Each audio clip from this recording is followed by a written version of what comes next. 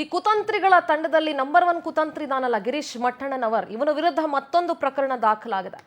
Belthangady SIT ಠಾಣೆಯಲ್ಲಿ BNS 296 ಅಡಿಯಲ್ಲಿ ಪ್ರಕರಣ ದಾಖಲಾಗಿರೋದು. ಭಾರತೀಯ ನ್ಯಾಯ ಸಂಹಿತೆ 296ರ ಅಡಿಯಲ್ಲಿ ಪ್ರಕರಣ ದಾಖಲಾಗಿದೆ. ಸಾರ್ವಜನಿಕ ಸ್ಥಳಗಳಲ್ಲಿ ನಿಲ್ಲಿಸೋದು, ಪ್ರಚೋದಿಸೋದು, ಬಹಿರಂಗವಾಗಿ ಒಬ್ಬರನ್ನ ಗುರಿಯಾಗಿಸಿ ಅವಹೇಳನ ಮಾಡೋದು. ಇದೀಗ ಮಠಣ್ಣನವರ್ ವಿರುದ್ಧ ಮತ್ತೊಂದು ಪ್ರಕರಣ ದಾಖಲಾಗಿದೆ. ಸಾರ್ವಜನಿಕವಾಗಿ ಒಬ್ಬರನ್ನ ಅಸಹ್ಯ ಪದಗಳಿಂದ ನಿಂದಿಸೋದು, ಪ್ರಚೋದಿಸೋದು,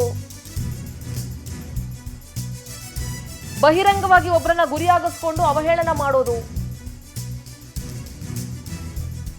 ಈ ಪ್ರಕರಣದಲ್ಲಿ ಮಠಣ್ಣನವರ್ ವಿರುದ್ಧ ಮತ್ತೊಂದು ಪ್ರಕರಣ ದಾಖಲಾಗಿದೆ.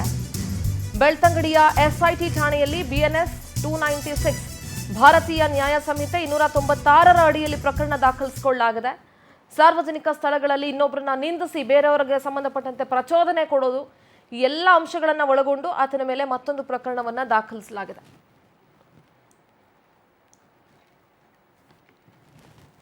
ಈಗ ಆಲ್ರೆಡಿ SIT ತನ್ನ ತನಿಖೆಯನ್ನ ಚುರುಕುಗೊಳಿಸಿದೆ. ಇಂಥ ಸಂದರ್ಭದಲ್ಲಿ ಮಠಣ್ಣನವರ್ ಬೇರೆ ಮತ್ತೊಂದು ಪ್ರಕರಣ ದಾಖಲಾಗಿದೆ. ಈತ ಸಾರ್ವಜನಿಕ ಸ್ಥಳಗಳಲ್ಲಿ ಅನೇಕರನ್ನ ನೆನೆಸಿದ್ದ. ಆ ರೌಡಿ ಶೀಟರನ್ನ ಕರ್ಕೊಂಡ್ಬಂದು ಮಾನವ ಹಕ್ಕುಗಳ ಆಯೋಗದ ಆಫೀಸರ್ ಅಂತ ತೋರಿಸಿದ್ದ.